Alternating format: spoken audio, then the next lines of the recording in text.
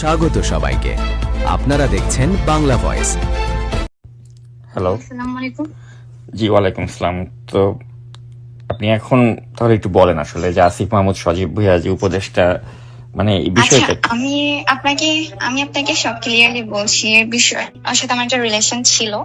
হুম। হ্যাঁ, so any how যে কোনো কারণে আই ডোন্ট নো, মানে হঠাৎ করে আমাকে উইদাউট কোনো রিজনই আমাকে ব্লক করে দিয়েছে। এখন কেন ব্লক করছে সেটাও আমাকে বলে না, রিজনটাও আমাকে বলে না। আমি জানিও না যে কেন ব্লক করেছে বা আমি কি করেছি। সো মাঝে মাঝে মানে যখন ওকে মনে পড়ে তো আমি ওকে মেসেজ দিই, দ্যাটস ইট, নাথিং এলস। তো আপনার নাম তো সায়মা, তাই না? জি। জি। তো মানে মানে কতদিনের সম্পর্ক ছিল আপনার সাথে তার? এটা অলমোস্ট প্রায় 1.5 বছর প্লাস ছিল রিলেশন, বাট এখন আমাদের মধ্যে কোনো রিলেশন নেই, যেহেতু আমার সাথে কন্ট্যাক্ট করছে না, যোগাযোগ করছে না। তো ওর মতো আছে, আমি আমার মতো আছি। আচ্ছা, নাকি এটা আপনার কি মনে হয় যে সে যে সম্প্রতি চট্টগ্রামে যে বিয়ে করলো, চট্টগ্রাম ইউনিভার্সিটির একজন স্টুডেন্টকে, এটার কারণেই কি মানে আপনার সাথে সম্পর্কটা সে কন্টিনিউ করছে না বা এরকম কিছু? আসলে ও বিয়ে করেছে, আমি তো জানি না এটা।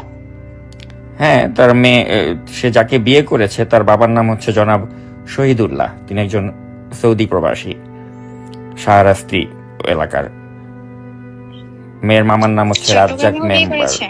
মেয়ের মামার নাম রাজ্জাক মেম্বার, শাহরাস্তি চাঁদপুর। এবং বিয়েতে 10 জনের মতো উপস্থিত ছিল। আর এটা হচ্ছে গিয়ে জুন মাসের ঘটনা আর কি। এটা হচ্ছে জুন মাসের, সম্ভবত জুন মাসের 10 তারিখের দিকে সে বিয়ে করেছে। তাহলে কি জুনের 10 তারিখের পরে কি মানে আপনাকে সে অ্যাভয়েড করা শুরু করলো? হ্যাঁ, আমার সাথে তো এপ্রিল মাস পর্যন্ত মোটামুটি ভালো রিলেশন ছিল।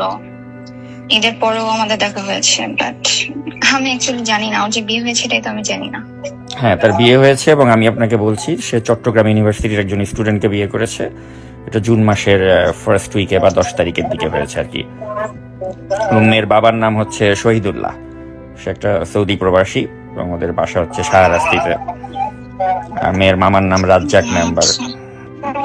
না, অ্যাকচুয়ালি ওর সাথে আমার যে কন্ট্রাক্ট থেকে পেয়েছি, মানে আমার কাছে ওর যে দুইটা কন্ট্রাক্ট থেকে আমাকে হোয়াটসঅ্যাপ থেকে ব্লক করা। সো আমি কখন নাম্বারে কন্ট্যাক্ট করে ট্রাই করিনি। ও ড্রাইভার সাথে যোগাযোগ করার চেষ্টা করেছি, ও ড্রাইভারকে হয়তো আমার মেসেজে রিপ্লাই দিতে নিষেধ করে দিয়েছে, জানি না। সো যদি কেউ কাউকে ঠকায় ভালো থাকে, বলার কিছু নেই।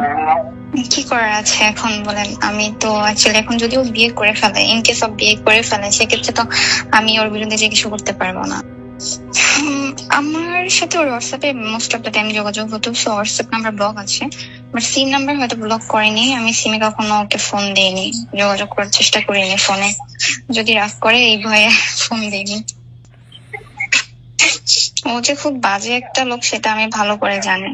ভিডিওটি পুরো দেখার জন্য আপনাকে ধন্যবাদ।